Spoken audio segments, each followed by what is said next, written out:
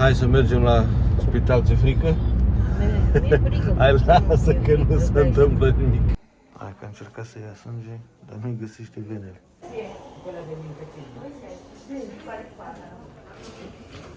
Venga, Luisa.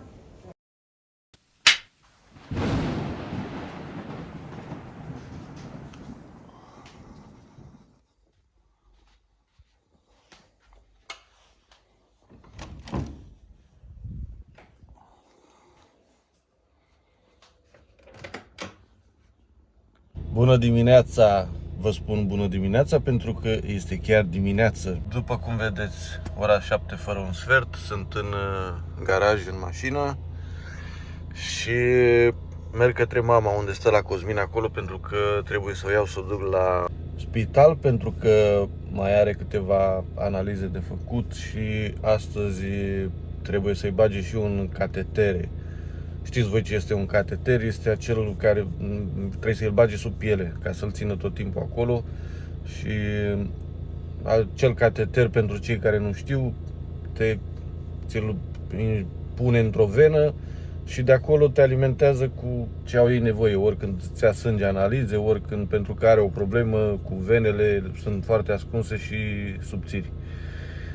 Trebuie să fim la ora 9 și un sfert la spital la Parma, așa că mergem să o luăm și mai discutăm pe traseu. Așa. Alina cu Izabela dorm, au rămas acasă. Bineînțeles, nu mai au mult, trebuie să se trezească că Izabela merge la școală și Alina la muncă. Iar eu mi-am luat liber o jumătate de zi astăzi până la ora 12:01 ca să rezolv această problemă. S-a încălzit și vremea între timp în Italia, sunt 18 grade dimineața la 6 și ceva, așa că să vină vara. Între timp ce mergeam către mama prin gândurile mele așa, mi-am amintit că nu mi-am luat mască de acasă, pentru că pe aici prin Italia, la spital în special, în alte părți nu, dar la spital încă când intri înăuntru, în interior, te pune să porți mască. Nu știu cum este prin România, dacă se mai folosește prin spitale sau prin alte țări pe la voi. Vă aștept la comentarii să mai ne informați și pe noi. Dar între timp, dacă nu are mama acasă, o să deschidă farmaciile până ajungem noi la 8:30 și o să-mi cumpăr o mască. Asta e situația. Gata, am luat-o pe mama acasă. Bună dimineața. Bună dimineața, salut aici urmăritorii. Că ți-au trimis, cât ai fost în spital, ți-au trimis numai salutări, numai de bine, numai... Vă mulțumim pentru susținere și pentru mesajele frumoase. Suntem pe tangențială către Parma aici pe centură și mai avem un pic să ajungem la spital, să vă arătăm și câteva imagini de acolo din curtea spitalului, pe unde pot să filmez pe acolo, să vedeți cât este de mare, câte pavilioane are, câte... Mama este și ea mai bine, din ce în ce mai bine după toate problemele prin care a trecut. Hai să mergem la spital, ce frică? Mi-e frică. Hai, lasă că nu se întâmplă nimic. Ai trecut tu până alte mai grele, dar asta ce-ți face astăzi e nimic ca toată. Câte am trecut, îți dai seama cum să n-am frică. Păi da. Gata, am ajuns. A? Ți-ai amorțit mâinile?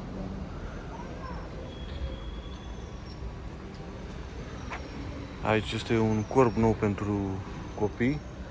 Deci vedeți cum este, ca un fel de... un cartier, cum ar veni. Și toate astea sunt pavilioane. Fiecare e cu... aici este, de exemplu... cum îi zicea aici, mamă? Că nu mai știu. La 13, unde ai fost prima dată? La maternitate, da, la ginecologie. Pe urmă, ăsta este oncologie. Mai încolo este nu știu ce. Pur și simplu are vreo 25 de pavilioane din astea, deci vreo mare de tot, 5-6 străzi se întinde. Da, haideți că intrăm aici și vedem ce zic ăștia.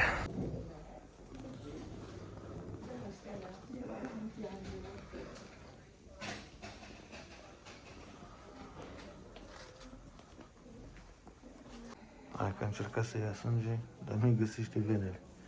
S-a dus, i-a luat un pic și... Încearcă să vedem dacă e de ajuns. În sfârșit, după câteva încercări, a găsit și vena, i-a luat sânge. Și acum merge să-i bage cateterul ăla, ca să nu mai chinuie pe viitor, să mai caute vene, să mai înțepe de atâtea ori. Că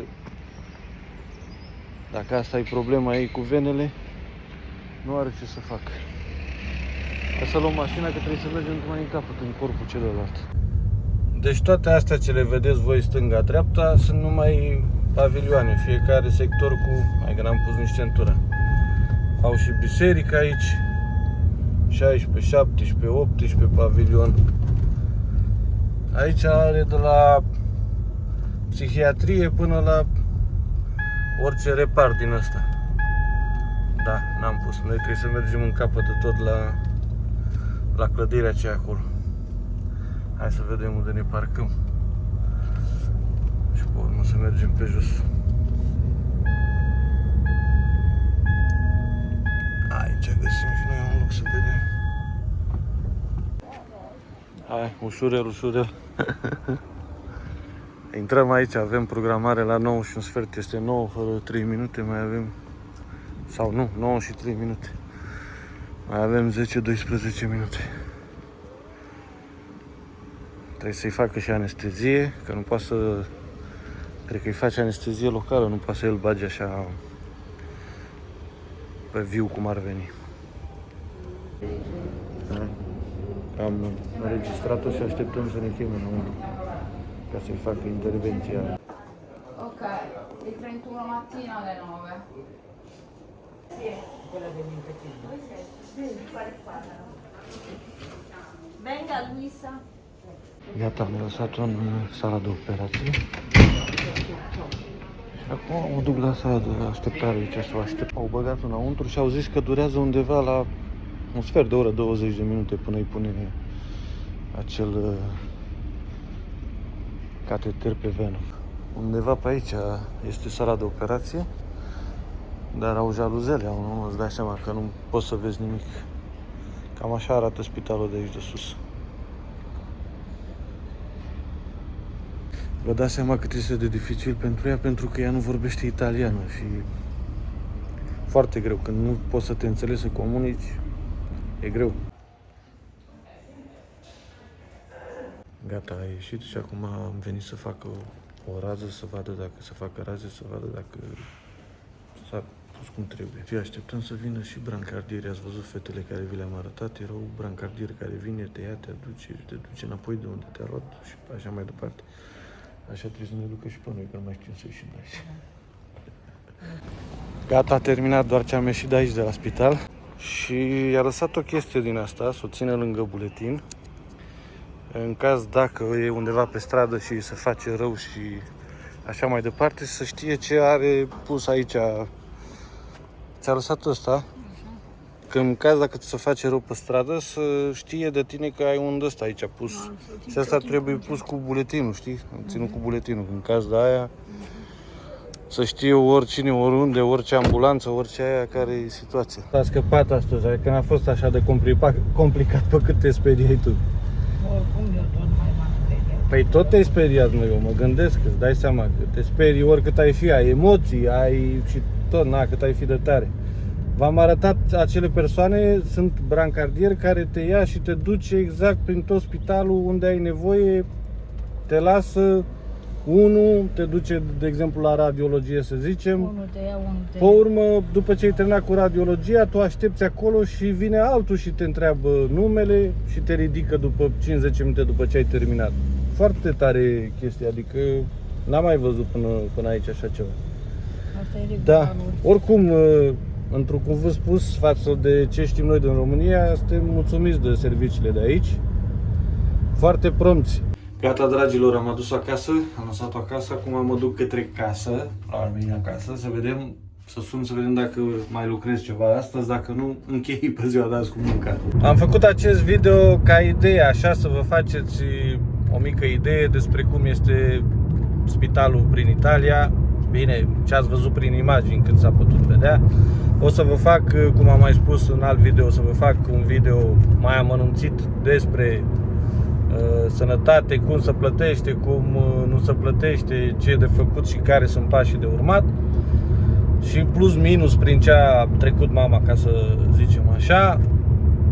În două cuvinte, ca să pot să vă spun acum o idee despre sistemul de sănătate din Italia, pot să spun că foarte mulțumit. Astea sunt cuvintele care pot să le spun despre sănătate. Mai departe mai discutăm și în alte vloguri. Fug repede către camion să vedem ce zic ăștia, mai plec sau nu mai plec, și închei și video, că cam despre asta am vrut să fie vorba în acest video, nimic mai mult. Apasă și tu butonul de like, abonează-te la canal pentru cei care văd pentru prima dată acest video și sunt mai noi pe canalul nostru de YouTube aici, Românii în Italia. Abonează-te, activează clopoțelul cu paranteze pentru a fi notificat când postăm un nou video. Nu am scăpat de muncă până la urmă, așa că n-am avut încotro, a trebuit să-mi iau camionul și să plec, că mă așteaptă firma respectivă la descărcat. Între timp a început și o ploaie de mai mare frumusețea după căldura și soarele care era mai devreme. Bine, frig nu este, 22 de grade a scăzut, dar plouă.